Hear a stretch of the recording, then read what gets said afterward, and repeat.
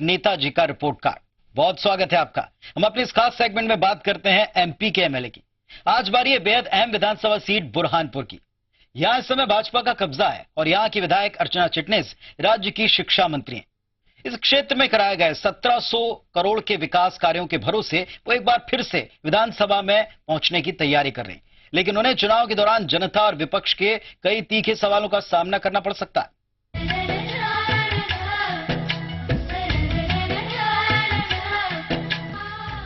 बुरहानपुर, पहली नजर में ये शहर इतिहास के मध्यकाल में कहीं ठहरा हुआ सा नजर आता है। मिली जुली संस्कृति इस शहर को खास बनाती है और यही खासियत कहीं न कहीं यहाँ की सियासत को भी प्रभावित करती है। परिसीमन के बाद 2008 में यहाँ से पहली बार भाजपा जीती। मध्य प्रदेश की शिक्षा मंत्री अर्चना चिटनिस यहाँ से विधायक हैं। इस सीट के जाति समीकरण बेहद पेचीदा है। राजनीतिक पंडितों की माने तो यहाँ के 90,000 मुस्लिम मतदाता ही उम्मीदवारों की किस्मत लिखते आए हैं। 2008 में चुनाव के 2 महीने पहले यहाँ सांप्रदायिक तनाव बना, जिसका सीधा असर वोटों के ध्रुवीकरण के तौर पर दिखा। कांग्रेस का आरोप है कि 2008 में भाजपा ने सांप्रदायिक तनाव पैदा करके यहाँ सियासी लाभ उठाया।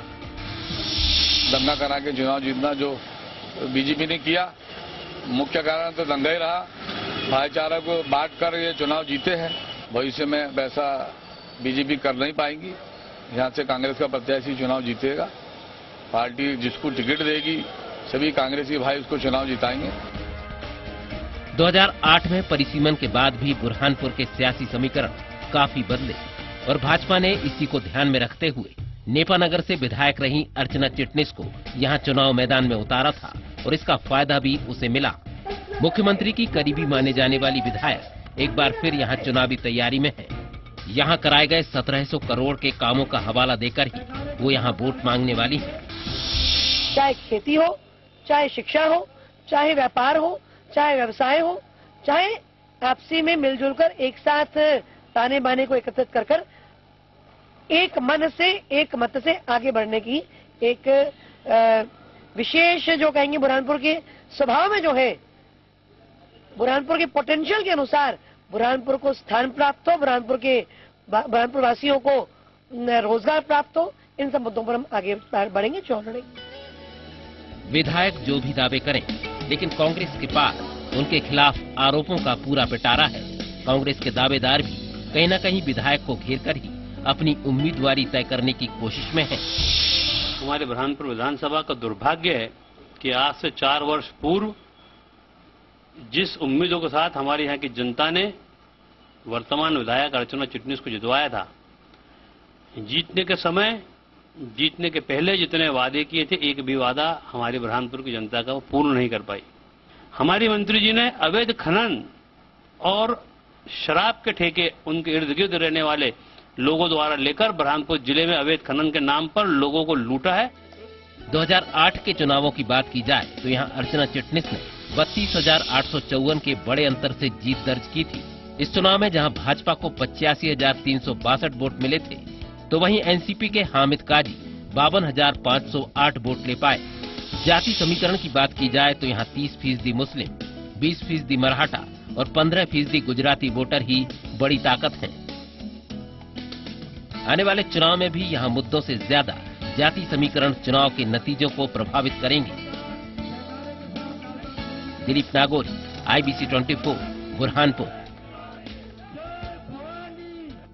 बुरहानपुर में सियासत के पैंतरे जो भी हों, लेकिन समस्याओं को लेकर यहां जनता में गुस्सा साफ दिखता। आइए जानते हैं यहां के हालात पर लोग क्या कहते हैं और विधायक अपनी सफाई में क्या कहती हैं, ये भी देखते हैं। और विपक्ष के तेवर मुद्दों को लेकर कैसे हैं, ये भी जान लेते हैं। विकास का कोई भी नामो निशान नहीं है। बुरहानपुर का हर बुनकर पिछड़ता जा रहा है। जो शासन ने जगह देने की उनसे मांग की थी, वो जगह भी आज तक की नहीं मिली है। रोड में देखो गड्ढे पड़ गए हैं। मंत्री महोदय ने अपने अपने ठेकेदारों को ठेके पे रखे हुए हैं। अरे इतना भारी भ्रष्टाचार कचराकारों के अंदर भी कि बता नहीं सकते। पिछले 10 वर्षों से भारतीय जनता पार्टी की सरकार का जो काम रहा है, जो सेवा रही है, जो कमिटमेंट रहा है और अपने क्षेत्र की समृद्धि, अपने क्षेत्र के अंतिम व्यक्ति का विकास, और तमाम लोगों की सेवा साथ में मिलकर काम करना। इसका हिसाब आप मुझसे न लेकर बुरहानपुर के जन जन से लेंगे तो आपको बेहतर पता लगेगा। शिक्षा मंत्री हमारे बुरहानपुर के होने के बावजूद बुरहानपुर में शिक्षा का स्तर 7वें नंबर का है। हमारे बुरहानपुर शहर में एक ही सरकारी महाविद्यालय है जिसमें कि दो बच्चे पढ़ते हैं और 8 टीचर होने के बाद भी दोनों बच्चे फेल हो जाते हैं। ये ऐसा हमारे बुरहानपुर में शिक्षा विभाग है। ताप्ती मैया को लेकर घोषणाएं करने वाली हमारी मंत्री जी ने ताप्ती माता को छलनी करने में और ताप्ती माता को प्रदूषित करने में किसी प्रकार कोई कमी नहीं की। तो बुरहानपुर की जनता क्या फैसला करेगी, इस पर रहेगी सबकी नजर। फिलहाल खबरों और अपडेट के लिए आप देखते रहिए IBC 24। नमस्कार।